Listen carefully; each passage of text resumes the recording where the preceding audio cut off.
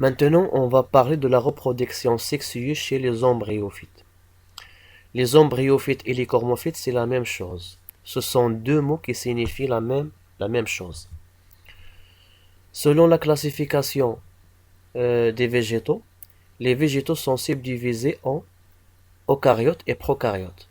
Concernant les eucaryotes, sont subdivisés en cormophytes et thalophytes. Pour les cormophytes, on trouve le préfixe cormus, qui signifie appareil végétatif complet ou différencié. Donc au niveau du cormophyte, on trouve les racines, les feuilles et la tige. Alors que au niveau des thalophytes, les thalophytes, ils ont un appareil végétatif primitif sous forme d'un thale. Donc, au niveau de cet appareil végétatif, on distingue ni tige, ni racines, ni feuilles. Donc, c'est un appareil végétatif primitif. On va faire une comparaison entre les thalophytes et les cormophytes selon les organes reproducteurs.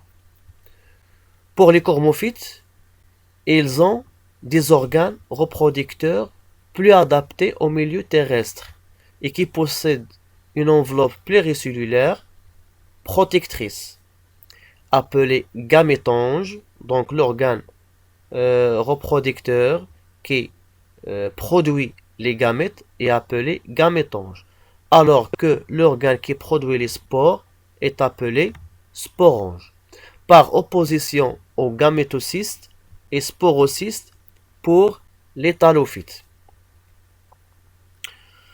Le gamétange mâle appelé antéridé et le gamétange femelle appelé archégone.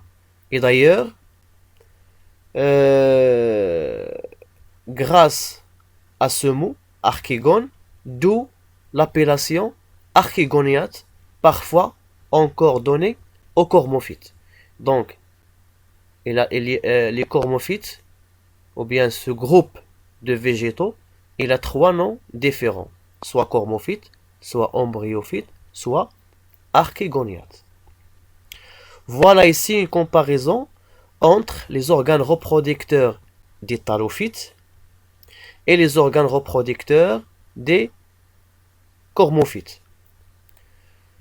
Pour les organes qui produisent les spores, donc on a pour les thalophytes, il y a le sporocyste, pour les cormophytes, il y a le sporange. Donc on remarque bien l'enveloppe cellulaire qui protège les spores. Pour les organes qui produisent les gamètes, au niveau du thalophyte, on trouve le gamétocyste. Et il y a le gamétocyste mâle, c'est le spermatocyste, et le gamétocyste femelle, c'est l'oogone. Pour les cormophytes, il y a le gamétange mâle appelé antéridie et gamétange femelle appelé archégone. Une deuxième fois, on remarque ici l'enveloppe pluricellulaire qui protège la structure. Ici, il y a l'organe ou bien l'enveloppe qui protège la structure est absent.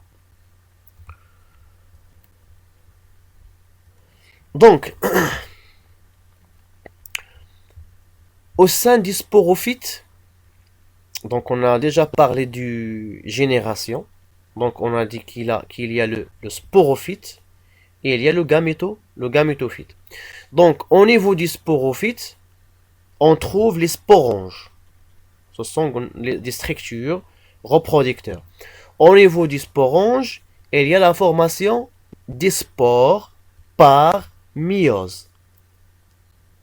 Donc au niveau du sporange, il y a des cellules mères à 2 chromosomes. Elles vont subir la méiose pour donner des spores à un chromosome.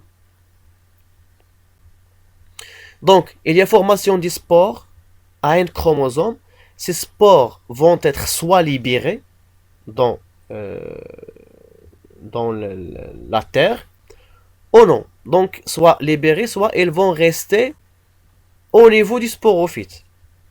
Donc, on a dit que les spores haploïdes à un chromosome, elles vont donner naissance à des gamétophytes. Donc, après la germination du spore, il y a naissance du gamétophyte haploïde à un chromosome. Il est indépendant au sporophyte ou non. Soit il est indépendant si les spores vont être libérés à la terre, soit ils dépendent du sporophyte si les spores restent attachés au sporophyte. Donc le gamétophyte produit les gamètes. Ceux-ci sont formés au sein d'une structure pluricellulaire, les gamétanges. Donc au niveau du gamétophyte, il y a les organes reproducteurs gamétanges, soit le gamétange mâle antéridé ou gamétange femelle archégone. Au niveau de cette gamétange, il y a production ou bien formation des gamètes à un chromosome. Après la fécondation, il y a formation du zygote qui va donner naissance à un sporophyte à deuxième chromosome, ça veut dire diploïde. Généralement, c'est le plante ou bien la plante feuillée qui est le sporophyte. Et ainsi de suite.